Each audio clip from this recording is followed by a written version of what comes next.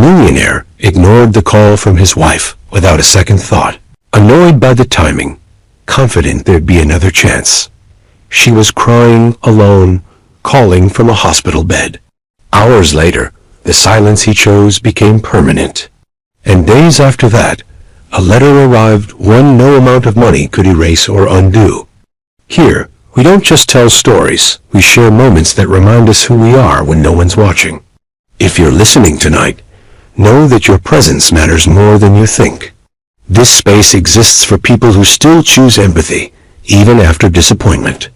Take a second to breathe, let the story settle, and feel whatever it brings up for you. If something here resonates, leave a kind word or a thought below. It helps more than you know. And if you believe that small choices can still change lives, write, "I'm still here." The phone vibrated once against the polished oak table, subtle but insistent, like a nervous knock at a door no one planned to open. Julian Mercer barely glanced down at it, his attention fixed instead on the man across from him, who was in the middle of a long-winded story about private equity in Singapore. Crystal glasses clinked, silverware whispered against porcelain, and the soft hum of wealth filled the room. The restaurant was the kind of place where silence cost extra, and every candle felt intentional. Julian smiled at the right moments, nodded when expected, and let his phone buzz again beside his folded napkin. He knew the name on the screen without looking too hard. He always did. The missed call wasn't a surprise, not really. It was more like background noise he'd learned to tune out over the years. He slid the phone closer to his plate, angling it so the screen dimmed.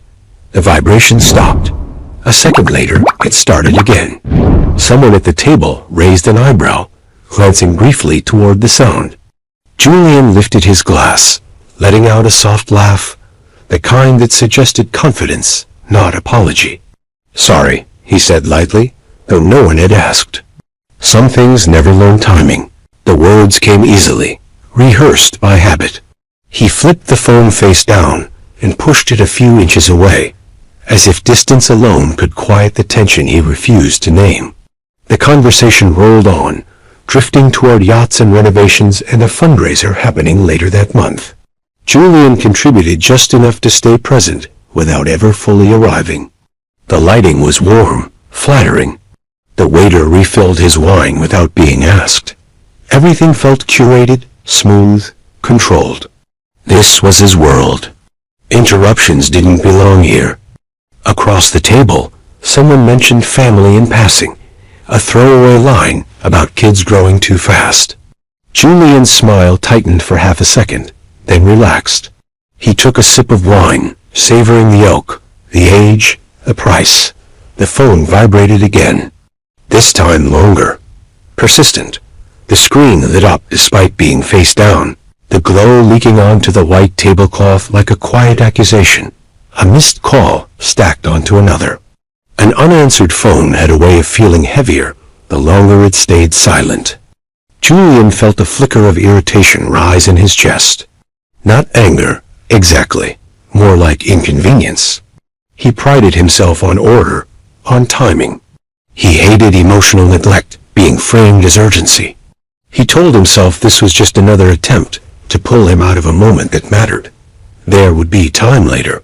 There was always later. He reached for the phone, thumb hovering for half a second, long enough to register the word hospital in one of the message previews before the screen went dark again. He exhaled through his nose and tapped the side of the phone twice, silencing it completely. "Everything okay?" The man beside him asked casually, already half turned back to his plate. "Yeah," Julian said. "Just noise." He meant it. Or at least, he convinced himself he did. He leaned back in his chair, letting the leather cradle him, and rejoined the conversation with practiced ease. Laughter rippled around the table, the kind that came from comfort, from believing the night would go exactly as planned. Julian laughed too, louder than necessary, letting the sound drown out the faint unease, settling somewhere beneath his ribs. The waiter returned with dessert menus, elegant and unnecessary. Julian waved them away, signaling for coffee instead. strong, black, something grounding. He checked his watch, noting the time more out of habit than concern. The phone remained still now, obedient. The missed call sat there, unresolved, joining a growing list of things Julian told himself he'd deal with when it suited him. A thought crossed his mind then, fleeting and unwelcome. What if this wasn't noise? What if this was different? He pushed it aside as quickly as it came. Emotional neglect had a way of disguising itself as logic when you'd been practicing it long enough. He told himself she knew how busy he was. She always did. She would understand. She always had. Coffee arrived. Steam curled upward, carrying the bitter scent of distraction. Julian took a sip and nodded approvingly. Around him, the restaurant buzzed with low conversation, soft music, the muted confidence of people who believed they were in control. He felt it too, that familiar sense of command, of choosing where his attention went and where it didn't. The unanswered phone remained where he'd left it, dark and quiet. When the check came, Julian reached for it without hesitation, placing his card on the tray before anyone else could move. It was a small thing, but it mattered to him. Control in gestures, certainty in motion. He stood as the others did, slipping on his jacket, exchanging handshakes and promises to follow up. Outside, the night air was cool, sharp enough to feel alive. Valets moved with precision. Engines purred. As Julian waited for his car, his phone buzzed once more. Just once. Short. Almost hesitant. He glanced down instinctively this time and saw the missed call add itself to the list. No voicemail notification. No message preview. Just silence waiting to be acknowledged. He felt a brief tightening in his throat, something close to guilt, but it passed as quickly as it came. He slid into the back seat, the door closing with a soft, final sound. The city lights blurred past the window as the car pulled away. Julian rested his head back, eyes half closed, letting the rhythm of movement soothe him. He told himself tomorrow would be different. Tomorrow he'd call back. Tomorrow he'd listen. The word tomorrow had always been generous that way. Behind him, somewhere he wasn't looking, the phone remained unanswered. The missed call sat there, patient and unresolved, holding its place in the quiet. Julian didn't know it yet, but the silence he'd chosen tonight was already stretching, already settling into something that would echo far longer than he imagined. The phone would not ring again. The hospital never truly slept. It only shifted moods. At 2 a.m, the emergency wing felt suspended between worlds, neither fully alive nor completely still. Fluorescent lights hummed overhead, casting everything in a pale, unforgiving glow. The air smelled faintly of antiseptic and old coffee, a combination that clung to the back of the throat. Claire sat upright on the narrow hospital bed, her hands folded tightly in her lap, fingers pressing into one another as if she could anchor herself there by sheer force. Her phone rested beside her, screen dark, too quiet. An unanswered phone had a presence all its own, and she felt it now more than ever. Every few seconds, her gaze flicked toward it, hopeful despite herself. She had already called him 3 times. The first time, her voice had been calm, controlled, the way she'd learned to speak to him over the years. The second time, she'd tried again, softer, adding his name at the end as if that might reach him differently. The third call had gone straight to silence, ringing until it stopped without ceremony. A nurse stepped in quietly, clipboard tucked against her side. "We're just waiting on one more scan," she said gently. "Is someone coming to be with you?" Claire hesitated. Emotional neglect had trained her well. She smiled, small and practiced. "Yes, my husband. He's on his way." The lie tasted metallic. The nurse nodded, already moving on, trusting the answer because it was easier that way. Claire watched her leave, the curtain whispering closed behind her. Alone again. Hospital silence had a weight to it, pressing in from all sides, filling the gaps where reassurance should have been. She picked up the phone, her hands trembling now, despite her effort to stay composed. Her thumb hovered over Julian's name. Missed call after missed call stacked there, a quiet record of her reaching out into nothing. She pressed call again, holding the phone to her ear, her breath shallow as it rang. Once, twice. Each tone felt louder than the last, echoing inside her chest. She swallowed hard, blinking back tears she refused to let fall. "Come on," she whispered, her voice barely audible over the hum of the machines. "Just, please." The call went unanswered. Again, she pulled the phone away, staring at the screen as if it might change its mind. It didn't. Her reflection stared back at her instead, pale and frightened, eyes rimmed red. She barely recognized herself. This wasn't how she'd imagined this night. She had told herself he would show up annoyed, but present, distracted but there. She would apologize for calling so late. He would squeeze her hand, tell her everything was fine. They would go home together. Tomorrow would arrive with its usual promises. Instead, tomorrow felt impossibly far away. A dull ache spread through her chest, not sharp enough to name, just constant. Emotional neglect had a way of surfacing in moments like this, when there was no one left to impress, no distractions to soften the truth. She felt small, suddenly, like the room was shrinking around her. The machines beeped steadily, indifferent to her fear.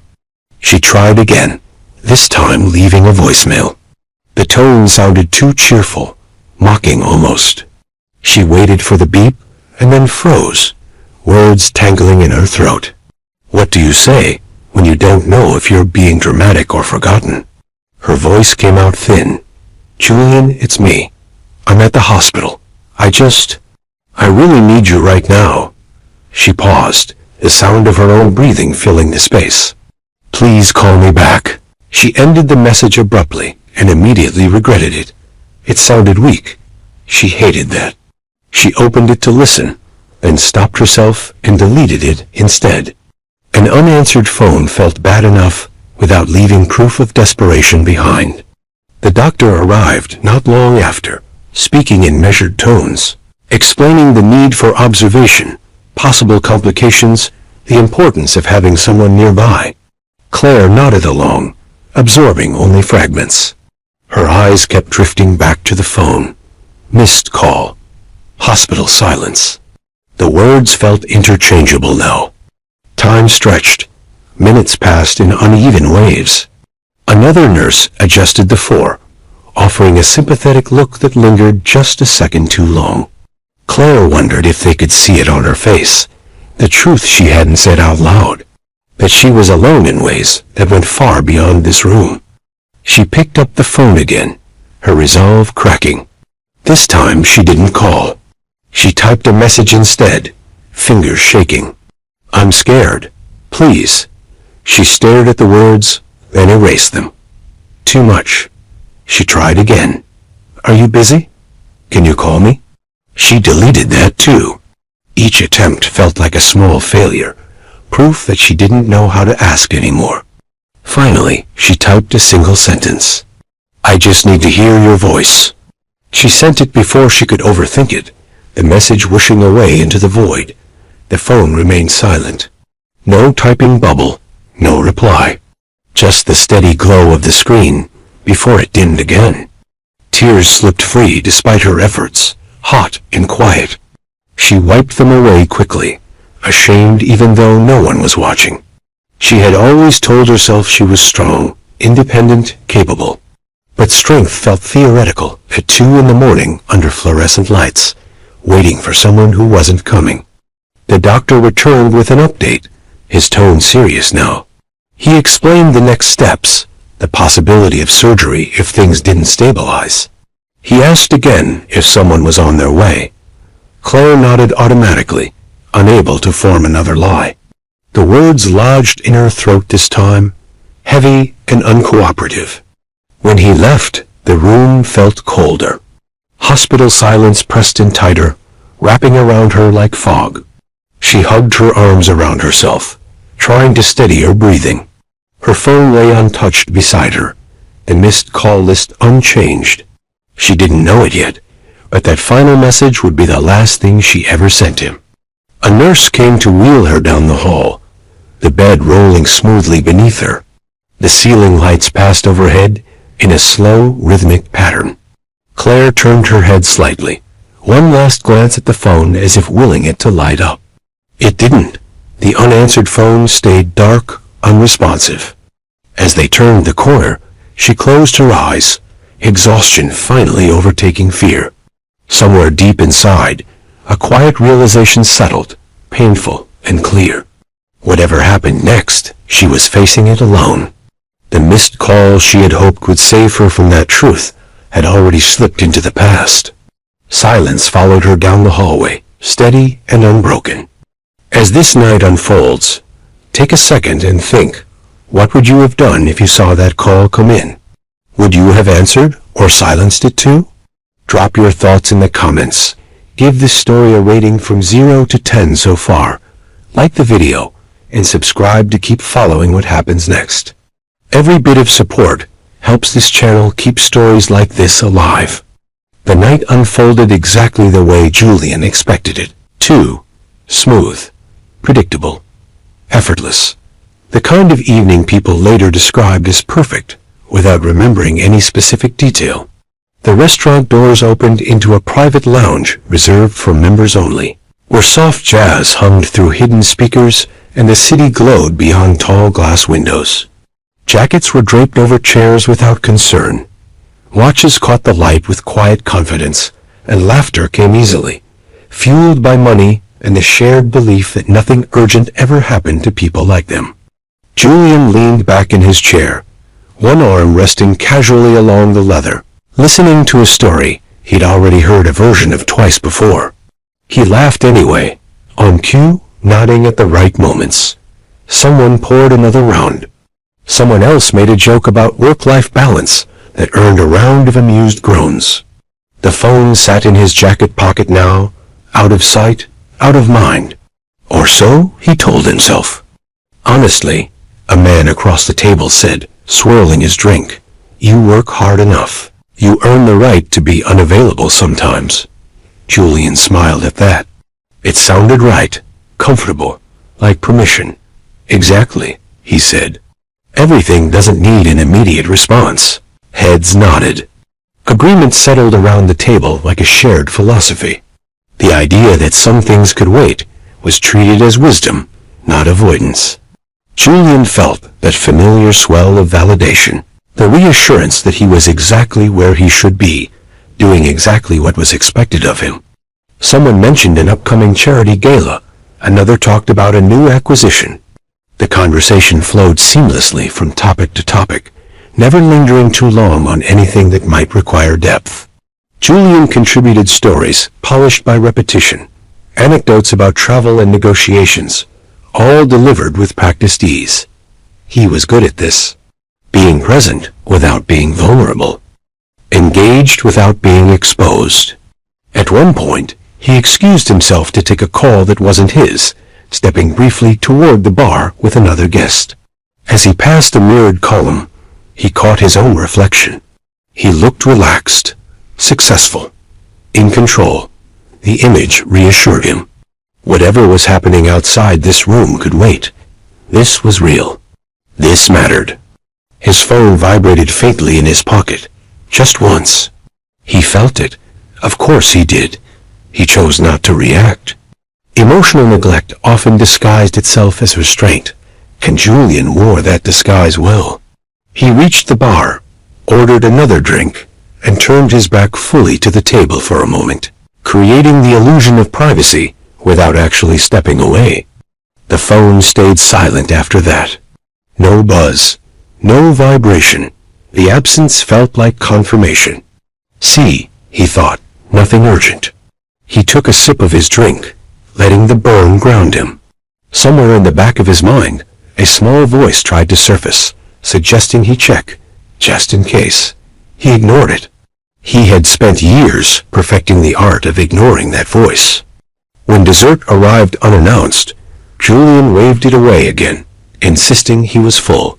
He wasn't, not really, but fullness had less to do with hunger and more to do with satisfaction. The table lingered, no one in a hurry to leave.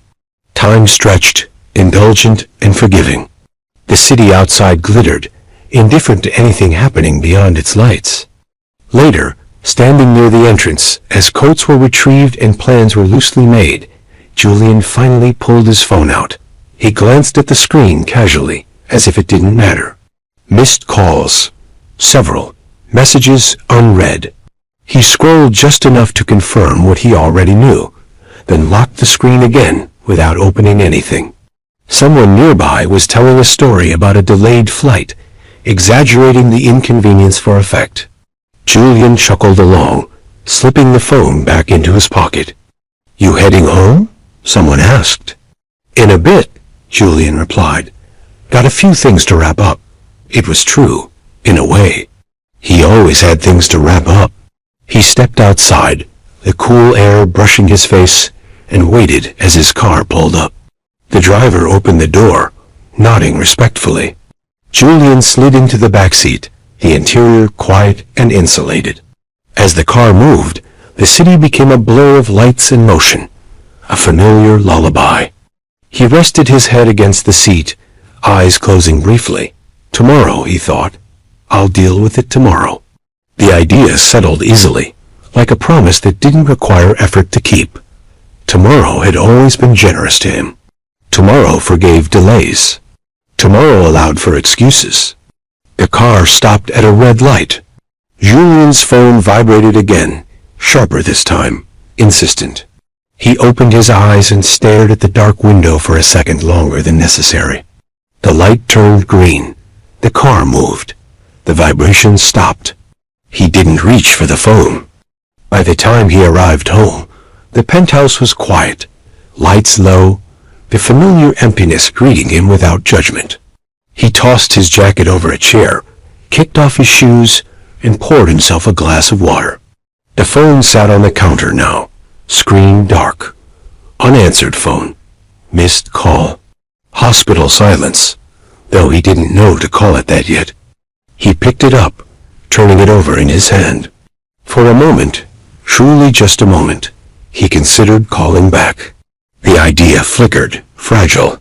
He imagined the conversation, her voice tight, emotional. Explanations, questions, needs. He set the phone down instead. "I'm exhausted," he muttered to the empty room. It felt like justification. He headed toward the bedroom, the city stretching endlessly beyond the windows. As he turned off the lights, the phone remained where he'd left it, untouched. Somewhere, far from the world he had chosen tonight, a truth was solidifying, quietly, without drama. Julian lay down, eyes open in the dark, and told himself again that tomorrow would be different. That tomorrow, he'd listen. That tomorrow, he'd be there. The silence did not argue. It simply waited. Morning arrived quietly, almost politely, the way it always did in Julian's penthouse. Sunlight filtered through the sheer curtains, soft and deliberate, illuminating the clean lines of a life designed to feel effortless. The city below was already awake, traffic humming faintly, but up here everything felt suspended, as if time itself moved differently at this height.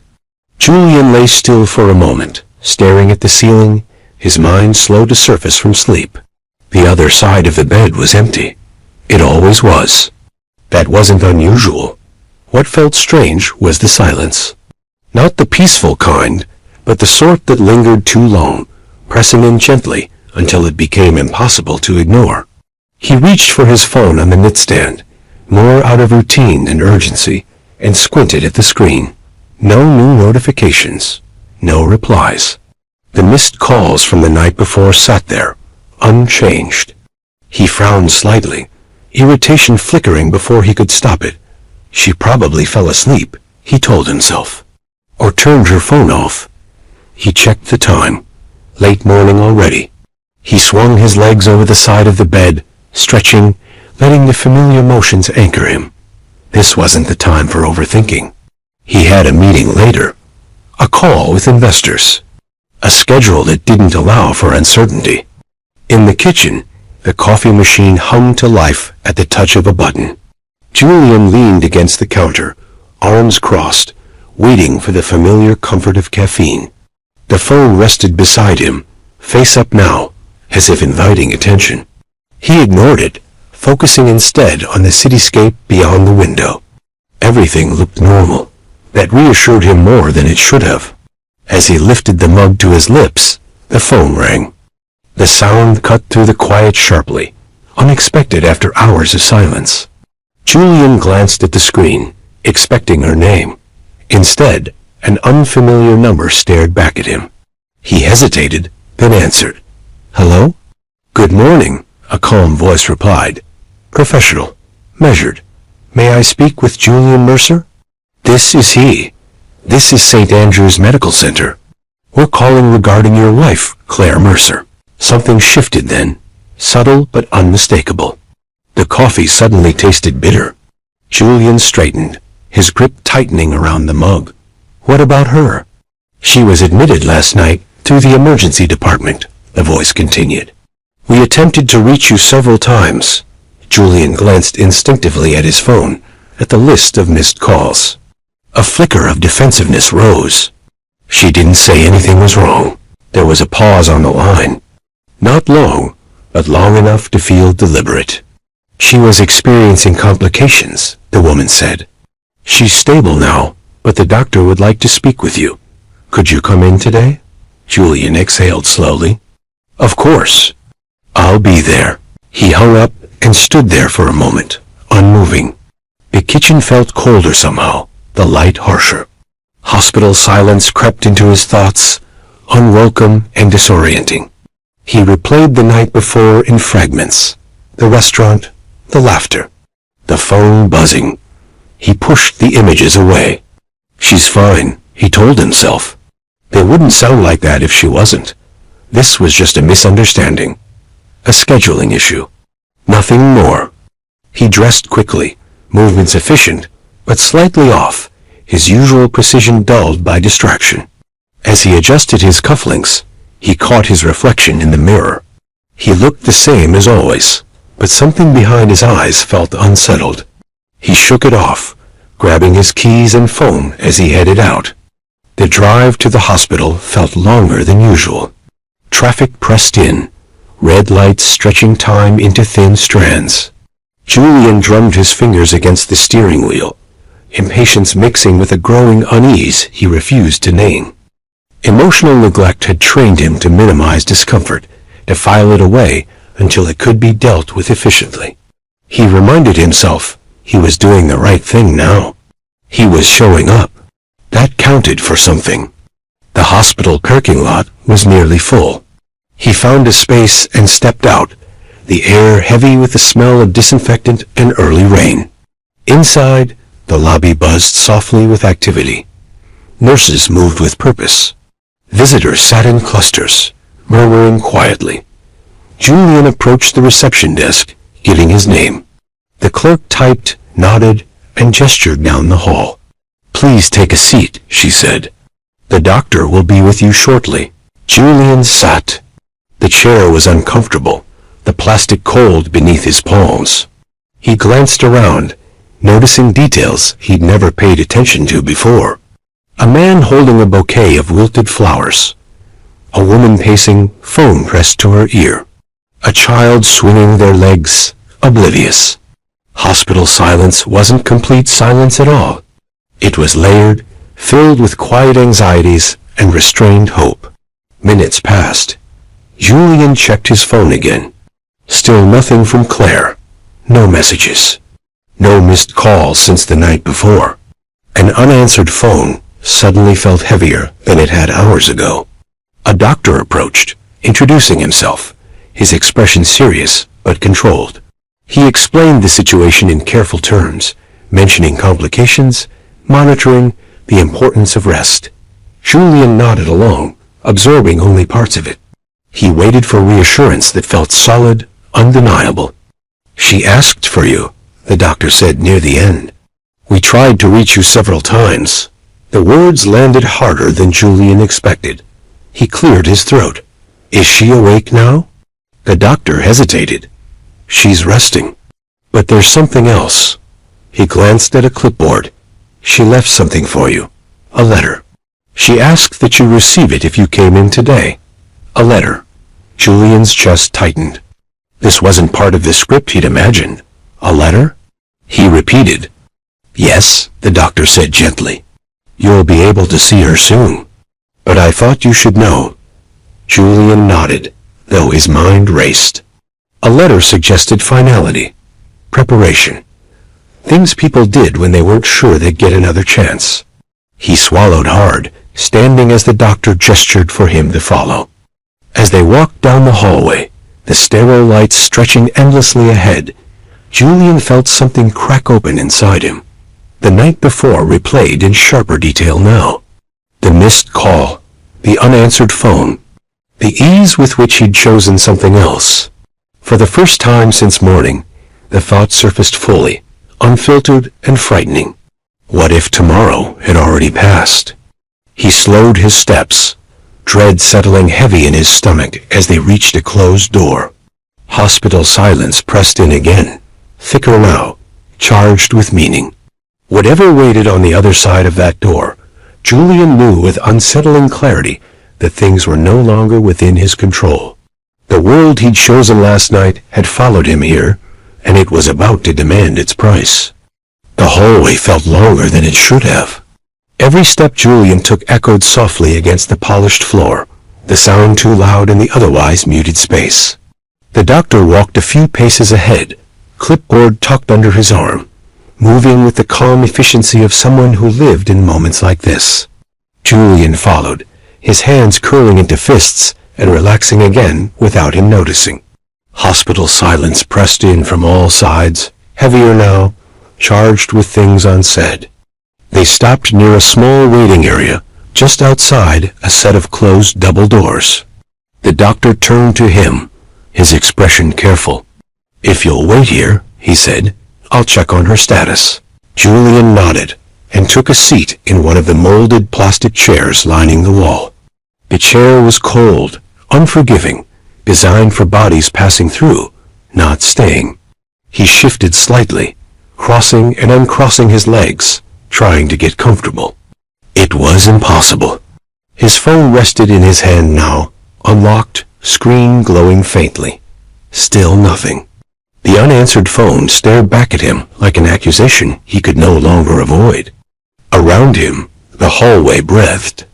A cart rattled past. Somewhere, a monitor beeped in a steady rhythm. A woman down the hall cried quietly into a tissue, her shoulders shaking. Julian looked away, suddenly aware of how out of place he felt here, dressed in tailored clothes that didn't belong in this world of vulnerability.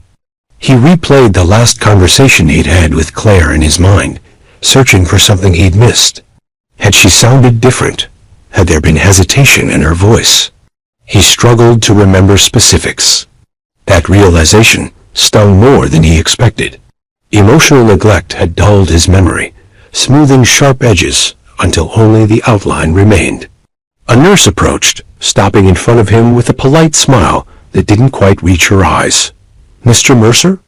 Yes, he said quickly, standing. She gestured for him to sit again. The doctor will be just a few more minutes. Would you like some water? No, Julian replied, then paused. Actually, yes, please.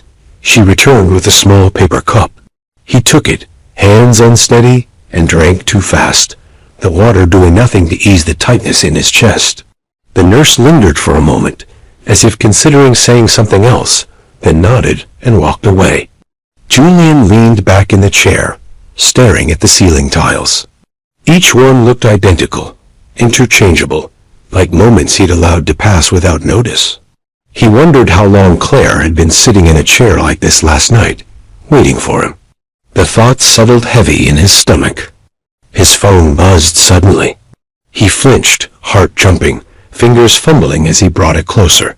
For a split second, hope surged, irrational and sharp. Then he saw the screen. An email. Work-related. He let out a shaky breath and locked the phone, dropping it back into his lap. Missed call. Hospital silence. The words had weight now, real and undeniable. The doctor returned, slower this time. Julian stood again, every muscle tense. "Can I see her?" he asked, the question tumbling out before he could stop it. The doctor's expression softened. "She's still resting. But there's something we need to discuss first." He gestured toward a small consultation room nearby. Julian followed, dread pooling deeper with every step. Inside, the room was cramped, the air stale. The doctor closed the door gently behind them. "Your wife experienced complications late last night," he began. "She was scared. She asked for you several times." Julian swallowed hard. "Why didn't anyone?" "We tried," the doctor said calmly. "Multiple times. We left messages." Julian nodded, shame creeping in, hot and unwelcome. "Is she going to be okay?" There was a pause. Too long. The kind of pause that spoke louder than words. "She stabilized," the doctor said carefully. "But she took a turn early this morning. We did everything we could." The room seemed to tilt. Julian reached for the back of a chair, steadying himself. "What does that mean?" he asked, though some part of him already knew. "She passed away at 6:12 a.m. The words landed without ceremony, flat and devastating. Julian stared at the doctor, waiting for him to continue, to correct himself, to explain this away. Nothing came. Hospital silence filled the space between them, thick and final. "No," Julian whispered. "That's not. I was just here." "I'm here now." The doctor's gaze held sympathy, not surprise. "I'm sorry," he said. She wasn't alone at the end. But she was waiting. Julian felt something give way inside him, a sharp fracture he couldn't contain. He sank into the chair, head dropping into his hands. The world narrowed to the sound of his own breathing, ragged and uneven. Missed call. Unanswered phone. Millionaire regret. Sudden and all-consuming. After a moment, the doctor spoke again, softer. "She left a letter for you." She was very clear about that. Julian looked up slowly. "A letter?" "Yes. She asked that it be given to you personally." The doctor stood, placing a hand briefly on Julian's shoulder. "Take your time." When Julian was alone again, the quiet roared. He sat there, staring at the closed door, unable to move. Images from the night before flooded his mind with cruel clarity. The laughter, the wine, the casual dismissal of her calls. He pressed his lips together, fighting the urge to scream. Eventually, he stood on unsteady legs and returned to the hallway. The same chair waited for him, indifferent. He sat, the weight of reality settling fully now. Somewhere down the hall, a nurse approached, carrying a simple envelope. She held it out to him without a word. Julian took it with trembling hands. The envelope was light, deceptively so, but it felt heavier than anything he'd ever held. Claire's handwriting covered the front, neat and familiar. His name looked different there, final. He didn't open it, not yet. He couldn't. Instead, he stared at it, the hospital silence wrapping around him like a shroud. The missed call he'd ignored last night echoed louder than ever now, impossible to escape. Julian sat there for a long time, the envelope resting on his knees, the chair in the hallway bearing witness to the moment his world collapsed inward. Whatever was written inside that letter, he knew with sick certainty that it would change him forever. And for the first time, there was no tomorrow left to postpone it to. Julian didn't remember standing up, only the sensation of movement, of the hallway shifting around him, as if he were underwater. At some point, he found himself alone in a small, neutral room near the end of the corridor, the kind meant for quiet conversations and private grief. The door clicked shut behind him with a sound that felt permanent. Hospital silence settled again, thicker here, almost respectful, as if the walls themselves knew what rested in his hands. The envelope lay on the table in front of him. Simple, white, ordinary. It could have been a bill, a thank you note, anything else. Instead, it carried the weight of an irreversible loss he still couldn't fully grasp. Julian sat down slowly, placing the envelope flat, aligning its edges with the table as if order might make this easier. His fingers hovered above it, reluctant, afraid. He stared at Claire's handwriting. He'd seen it 1,000 times before. Notes on the fridge, lists on the counter. Quick reminders scribbled in margins. He had never imagined it would look like this, final and deliberate, addressed to him alone. Millionaire regret stirred in his chest, sharp and unforgiving. All the wealth he'd accumulated suddenly felt irrelevant, useless against the simplicity of that envelope. He took a breath and opened it. The paper inside was folded neatly, the creases precise. He unfolded it slowly, smoothing it out with care that bordered on reverence.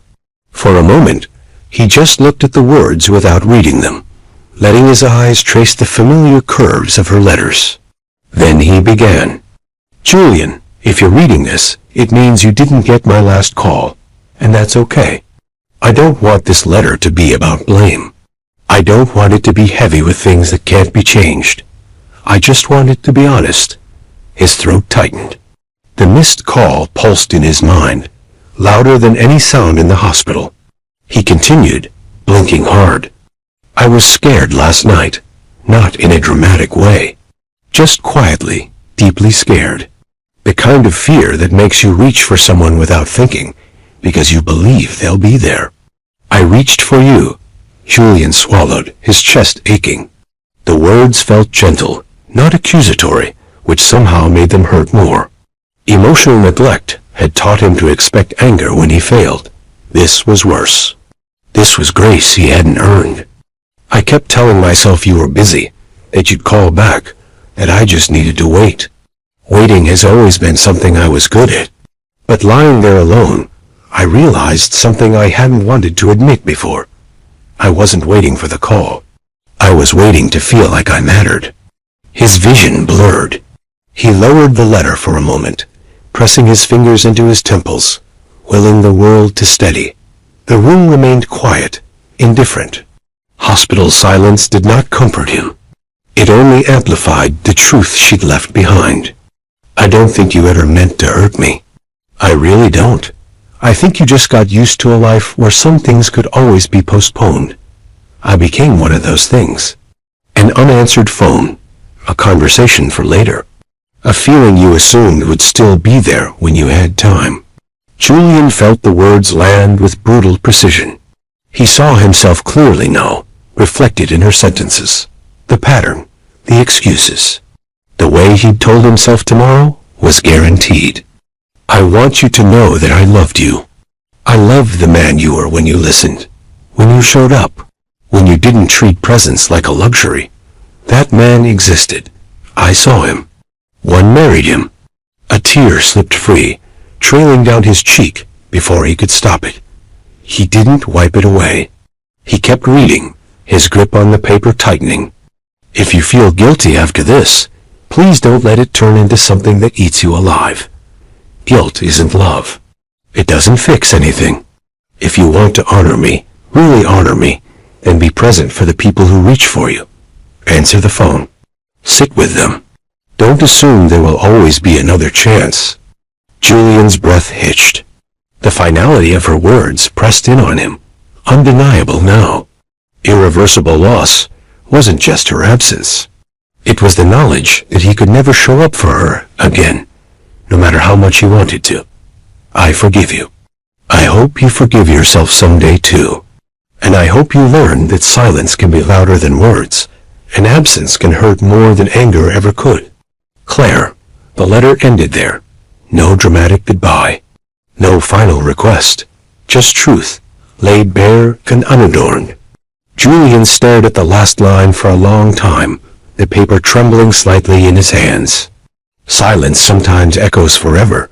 She had warned him without saying it outright. He felt that echo now, reverberating through every moment he wished he could rewrite.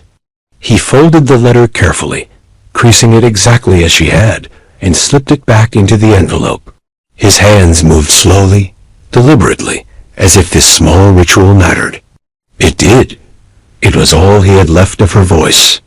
Julian leaned back in the chair, staring at the ceiling. Images from their life together surfaced unbidden. Mornings when she'd waited for him to finish calls. Evenings when she'd spoken and he'd half listened. Nights like the one before, when a missed call became the line between everything that was and everything that would never be. He checked his phone without thinking. The habit still there. The screen lit up, empty. No new notifications. No messages. The unanswered phone felt cruel now, mocking. He imagined what he would give to hear it ring again, to see her name flash across the screen one more time. A knock came at the door, soft and tentative. A nurse peeked in. "Take all the time you need," she said quietly. Julian nodded, unable to speak. When the door closed again, he pressed the envelope to his chest, the letter inside a fragile anchor in a world that had shifted beyond recognition. He wasn't ready to leave this room yet. He wasn't ready to face what came next. But even as he sat there, holding the final letter, a new understanding began to form, slow and painful. Claire's goodbye wasn't the end of the story she'd wanted to tell. It was a beginning he would have to carry forward alone. And somewhere deep inside him, beneath the weight of regret and grief, Julian knew the next chapter of his life would be written not in words, but in whether he finally learned to listen to the silence before it was too late. The days that followed blurred together in a way Julian had never experienced before. Time still moved forward, but without shape or urgency, like a tide that no longer cared where it was going. He returned to the penthouse alone, the door closing behind him with a hollow sound that echoed far longer than it should have. Everything was exactly where he'd left it, untouched, immaculate, and unbearably wrong. Silence filled the space immediately, not the calm kind he'd once enjoyed, but something heavier, something that pressed into his chest every time he took a breath. He placed the envelope on the kitchen counter, careful not to crease it, then stood there staring at it as if it might move on its own. The letter felt alive somehow, a quiet witness to everything he had ignored. He poured himself a glass of water and forgot to drink it, his mind drifting instead to the hospital hallway, to the chair, to the way the nurse had looked at him with something like pity. Millionaire regret followed him now, room to room, shadowing every step. Julian tried to distract himself with routine. He showered, dressed, answered emails. The world expected him to continue, and he complied automatically. Colleagues sent brief messages of sympathy once the news circulated, their words polite and distant. He thanked them all with the same short response, unable to muster anything more personal. Emotional neglect had taught him how to keep conversations shallow. Grief, it turned out, did not erase that habit overnight. At night, sleep came in fragments. He woke often, reaching instinctively toward the other side of the bed before remembering. Each time, the realization hit fresh, sharp as glass. He would lie there staring into the dark, the silence stretching endlessly. Silence sometimes echoes forever, Claire had written. He understood that now. The echo followed him even into his dreams. On the third day, he finally listened to the voicemail the hospital had recovered from her phone. The nurse had warned him it might be difficult. Julian had nodded, thinking he was prepared. He wasn't. Claire's voice filled the room, quiet and strained, her breathing uneven. She said his name once, softly, and paused as if gathering courage. "I'm here," she whispered. "I really need you." The message cut off abruptly. Julian dropped the phone, the sound of it hitting the counter loud in the stillness. He pressed his palms flat against the surface, head bowed, chest heaving. The unanswered phone lay there between his hands, no longer abstract, no longer distant. It was a choice. One he'd made, one he couldn't undo. Irreversible loss settled over him fully now, not as shock, but as a dull, constant ache. Days later, Julian returned to the restaurant. He told himself it was coincidence, that he needed to eat, that it didn't matter where. The hostess recognized him immediately, offering the same table, the same quiet respect. He nodded and took his seat, the room unfolding exactly as it had that night.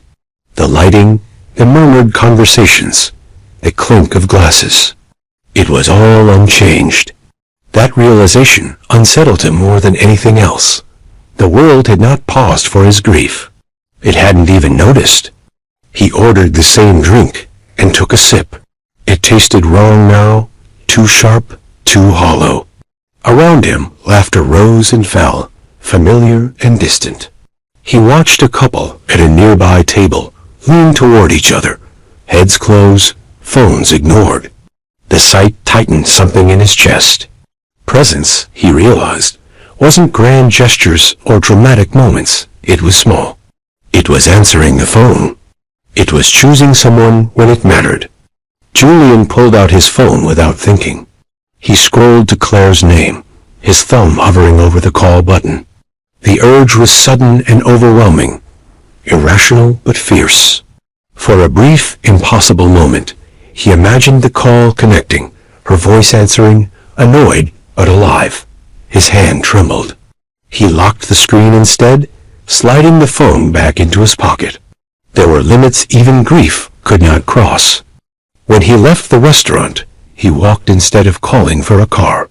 The city air felt cooler than he remembered, the streets louder. He passed people absorbed in their own lives, phones pressed to ears, conversations unfolding in real time.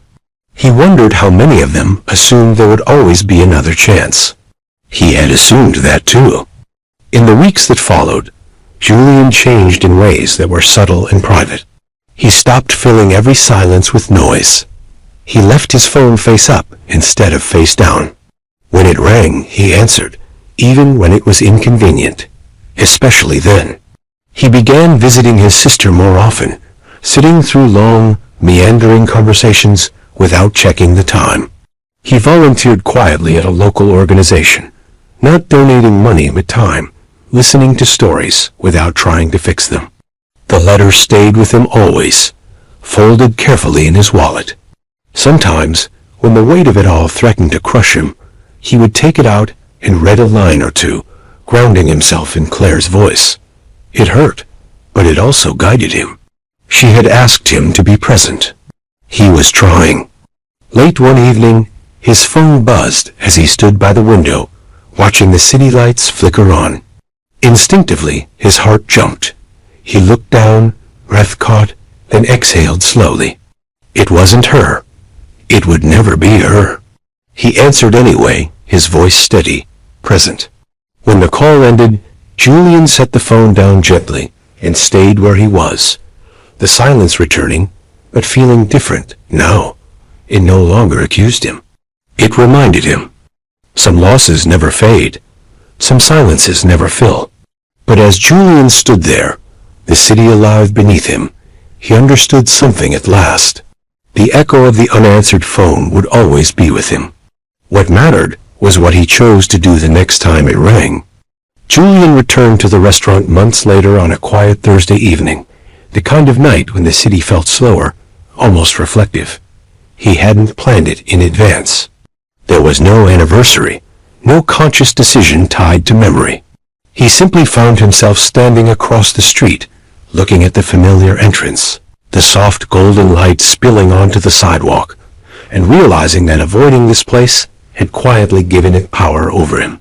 He crossed the street before he could change his mind. Inside, everything looked exactly the same. The same muted elegance, the same low conversations layered over soft music, the same unspoken rules about who belonged and who did not. The Motto D recognized him immediately, offering a polite nod that held no judgment, only recognition. Julian asked for a table for one. The words landed differently than they once would have. He followed the host to a small table near the window, not the one he'd shared before, and sat down slowly. He placed his phone on the table, screen facing up. That choice was intentional. Once, he would have turned it face down without thinking, protecting his attention from intrusion. Now, he wanted the opposite. He wanted to see it. He wanted to be reachable. The phone stayed dark, quiet, but its presence no longer felt like pressure. It felt like possibility. As he waited, Julian studied the room with new eyes. He noticed the subtle things he had always missed.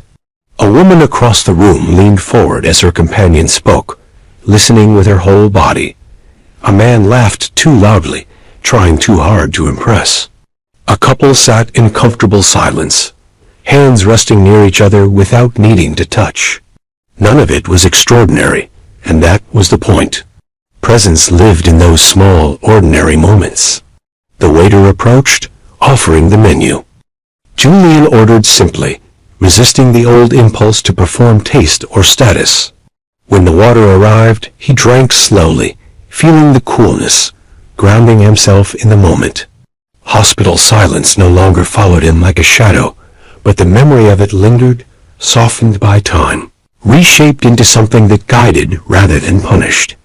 His thoughts drifted, inevitably, to Claire, not with the sharp, breath-stealing pain that had once dominated every quiet moment, but with something steadier now.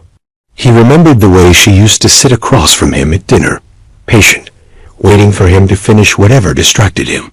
He remembered the sound of her voice when she laughed unexpectedly, surprised by her own amusement. He remembered how often she had reached for him, not dramatically, not desperately, just consistently. The food arrived, and Julian ate slowly, savoring the texture, the warmth. He realized he couldn't remember the last time he truly tasted a meal before this. Around him, the restaurant hummed with life, conversations overlapping, glasses clinking. He was part of it without being consumed by it. Halfway through the meal, his phone buzzed. The sound was gentle, almost polite. Julian felt the familiar instinctive reaction, that small tightening in his chest, the reflexive hope that surfaced before logic could intervene. It faded just as quickly. He looked at the screen.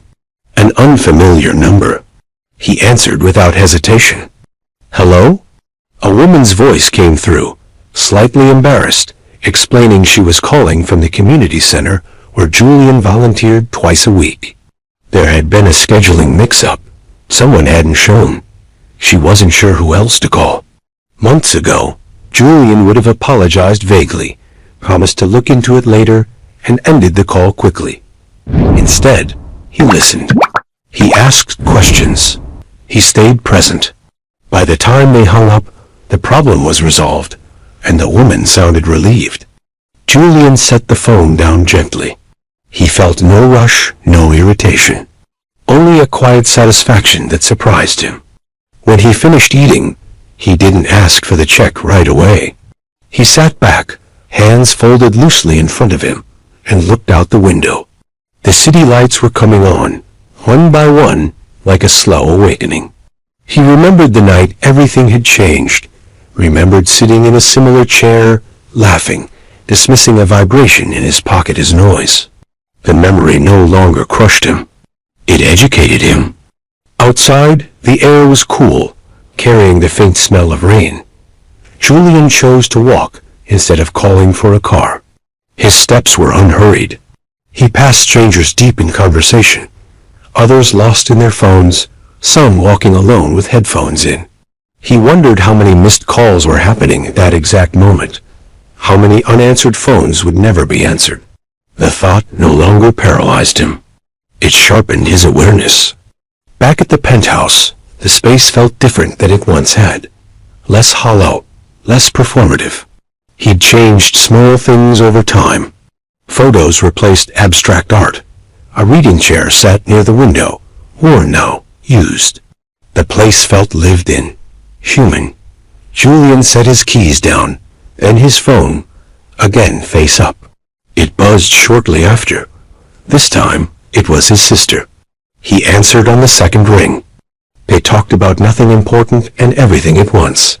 About her kids and their latest obsessions. About a show she was watching. about how strange it felt to realize how fast time moved. Julian listened without distraction, smiling, occasionally laughing. When they hung up, he felt connected in a way that felt earned, not accidental. Later, standing by the window, Julian took the letter from his wallet. He didn't unfold it. He didn't need to. He knew every word by heart. Instead, he held it there, between his hands, feeling the thinness of the paper, the weight of what it carried. He looked out at the city, alive and imperfect, and endlessly ongoing. The world was still a good place, he realized, not because it spared people from loss, but because it allowed them to choose differently after it. His phone buzzed again, a message this time. Julian glanced at it, then let it wait for a moment. He finished watching the traffic below, allowing the moment to complete itself before shifting his attention. When he finally picked up the phone, he answered thoughtfully, without delay. Julian understood now that some echoes never disappear. The missed call, the hospital silence, the irreversible loss would always be part of him. But they no longer defined him. They guided him. They reminded him that presence was not automatic, that love required attention, and that silence, when chosen carelessly, could last forever. He turned off the lights and moved toward the bedroom, phone in hand, not as a shield from the world, but as a bridge to it. Tomorrow would come, as it always did. But tonight, Julian lay down knowing that if the phone rang, he would answer.